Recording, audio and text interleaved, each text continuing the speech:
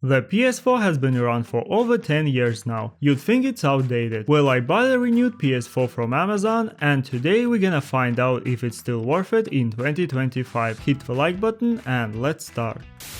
I paid $170 on Amazon, which is obviously not a good deal, but surprisingly it's still selling well, with over 700 sold last month. Of course, a better place to buy will be second-hand markets like eBay, Craigslist or OfferUp. You can often find good offers there, we'll get back to this one. The packaging was decent. Inside the box I got a controller. By the way, I can already feel it's not the original DualShock 4, but it is surprisingly good copy. And looks like it's brand new too. Next we have a HDMI cable with micro USB cable and the power cord. The console itself was packed very well, but it quickly disappointed with its condition, which is straight up disgusting. I started cleaning right away, and I'm convinced this console hasn't been cleaned once in 10 years. I even found dead insect inside, and most of the dirt are turned into corrosion already. Despite its sad condition, these consoles are warriors and kept a lot of people happy for many years, and I'm pretty sure they still do. I cleaned it as much as I could, so let's check the ports. On the front we have a power and disk drive buttons with 2 USBs and the disk drive itself. I later found the Overwatch disk inside, which was very unexpected. On the back we have a power,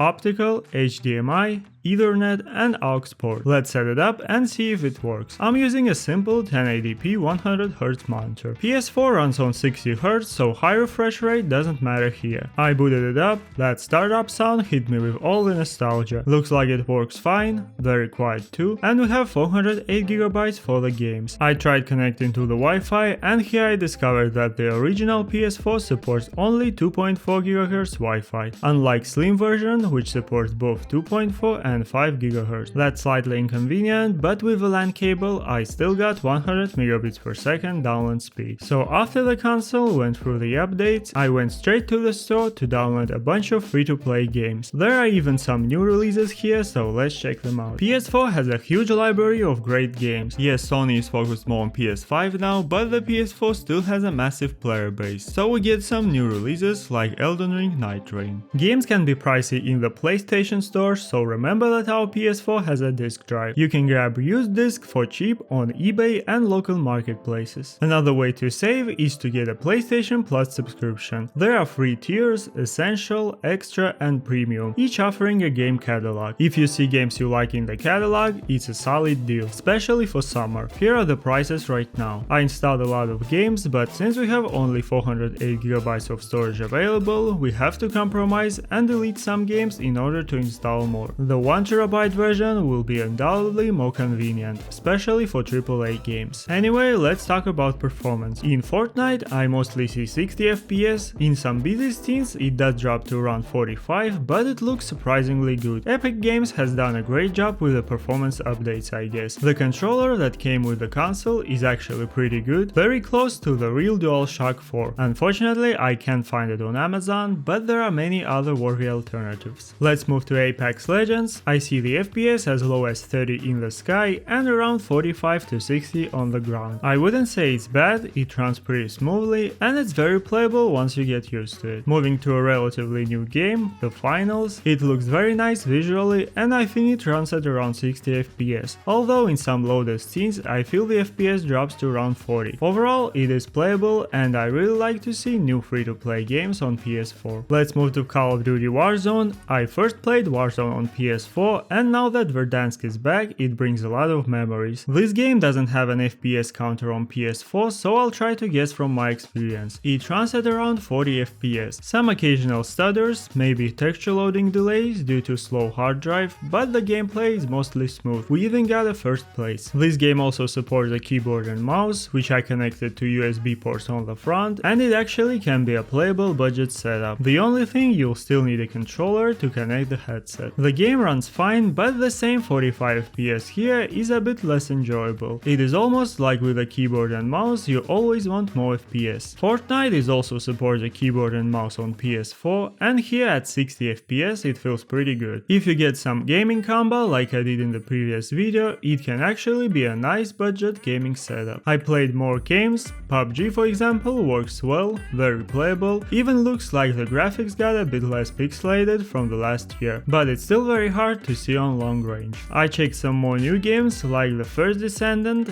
and War Robots, and I was actually surprised how good they run. Of course, besides the online games, PS4 has a strong single-player games library that includes some legendary titles. The Last of Us, God of War, Horizon Zero Dawn. There are also PlayStation exclusives. Many exclusives got ported to PC in the last few years, but despite that, PS4 still remains the cheapest way to play those great games. PS4 has a huge library of games, and I think you'll definitely find something you like here. FPS games, racings, platformers, sports, visual novels, you name it. Another plus, you don't need a fancy monitor or TV. Any screen with an HDMI cord will work. The PS4 can also double as a media center. You can download apps like Netflix, YouTube, and more directly from the PlayStation Store. And even if you have a 4K TV, PS4 will work on 1080p of course, but it doesn't look bad on 4K TV. I tried it with the 4K 55-inch TV and it looked fine in games. If you need 4K support, you can look into the PS4 Pro. It has better performance in games, 4K support, and sometimes you can find it at a very good price under $200. That's a great deal. So is it worth buying PlayStation 4 in 2025? I would say if you are on a budget and want a simple way to play great games, the PS4 is still a solid pick. It has great game library, plenty of free titles, PS exclusives, and no need for high-end displays or accessories. You can buy it refurbished or renewed from Amazon, Walmart, or even GameStop. But of course the best place to buy this console are local marketplaces, eBay and OfferUp. PS4 and PS4 Slim have absolutely the same performance in games, but the Slim version is newer with better design. If you have a chance, go with the PS4 Slim. Also, if you can haggle the price for the console itself, you can then get the controller from Amazon. There are a lot of good alternatives. Honestly, I think the PS4 will stay relevant for at least 2-3 years from now, if not more. I checked out the games that PS4 players can look forward to this year, and even though Sony is mainly focused on PS5 games, the PS4 still has some good ones coming. Starting next year though, there will likely be fewer new games for PS4, and Sony also plans to remove PS4 games from the PlayStation Plus subscription. Right now, PS Plus still has PS4 games, and it's a good deal if you are interested in few games from the catalog. Sony really wants players to switch to the PS5. They even started a trade-in program where you can get a discount on a PS5 if you give them your old console. They're also running a Days of Play event right now, so we get a discount on PS5, which is actually a nice deal for the bundle, check it out. But even with all this effort, I'm sure as long as the online games like Fortnite and Call of Duty support the platform, it's not going anywhere. Also, when you look at some of the great games PS4 has, it's hard to find a cheaper way to play them. With the $100 budget, that seems to be the only way. And from this perspective, it's a huge value. You can argue that you don't get the best visuals, but I finished The Last of Us and God of War on PS4 Slim and never had any problems. So if you have a 1080p TV and want a simple way to play free-to-play and some of the Sony exclusives, PS4 is a great budget way to do so. There is some speculation about PlayStation 6 in 2027.